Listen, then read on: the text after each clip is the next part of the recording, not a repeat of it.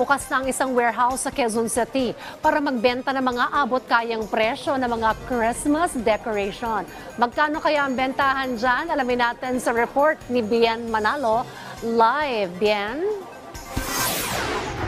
Rise and shine, Dayan! Talaga namang Christmas is all around na mga ka-RSP at andito kami ngayon sa isang warehouse sa Quezon City kung saan maaari kayong makabili ng affordable Christmas decorations. Talagang hindi magpapahuli tayong mga Pinoy pagdating sa pagdiriwang ng Kapaskuhan.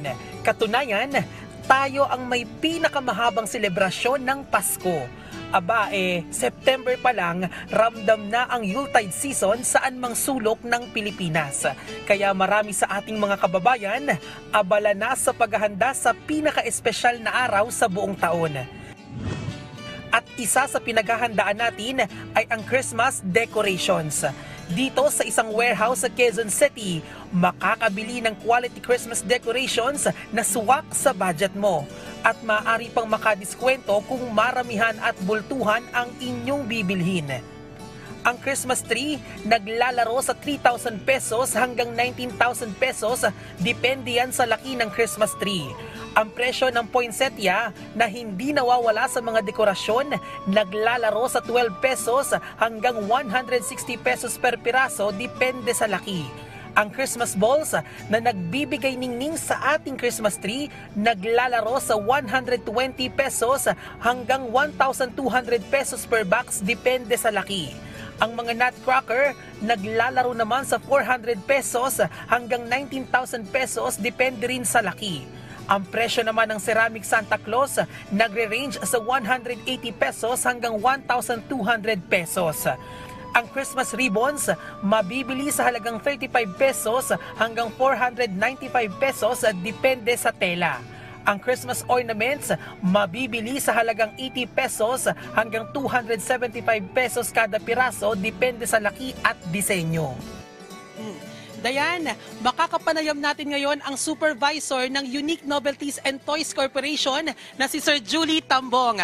Magandang umaga po, Sir Julie. Live po tayo sa Rise and Shine Pilipinas, PTV4. Sir, unang tanong ko, paano po ba makakatipid yung ating mga mamimili pag namili po sila ng mga Christmas decorations?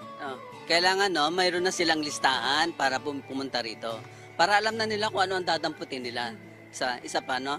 At saka isa pa, halimbawa, kung meron kami isang section, halimbawa, ganitong kulay, halimbawa, kung anong gusto nilang kulay, pupunta lang sila sa ganon. Ayun lang. Sir, ngayon po, maraming naiuulat na insidente ng sunog, sir. Ano po yung maibibigay nating payo sa kanila, sir, para maiwasan po yung mga ganoong sakuna? Okay, ganito naman. Yung tips lang para bumili ng Christmas tree, ng Christmas lights, kailangan lagi nilang titingnan, may label naman yon, lagi nilang titingnan kung may ICC. Kasi, at saka isa pa, lagi din nilang titingnan yung cord ng Christmas light, kung makapal ba o hindi. Yun, sigurado silang safety doon. Okay. Sir, mas makakatipid po ba yung mga mamimili kung mas maaga po silang mamimili? Ay, oo naman. Kasi ngayon, wala pa kaming ganong customer, no? Hindi pa ngayon crowded. Tsaka isa pa, makakapamili pa sila na mas maayos. Tsaka isa pa, kung bibili sila ng Christmas tree sa amin, meron kami mga diskwento na binibigay. Okay. Maraming salamat po, Sir Julie, ang supervisor ng Unique Novelties and Toys Corporation. At para po sa mga interesadong mamili, nandito po sa inyong mga TV screen ang buong detalye. At yan po ang ayan ang update sa presyo ng ilang Christmas decorations. Merry Christmas in advance, Ninang Dayan, at Happy Anniversary, Rise and Shine Pilipinas. Mamasko, Bien. Maraming salamat at Merry Christmas na rin sa ating mga ka-RSP. Salamat sa iyo, Bien Manalo.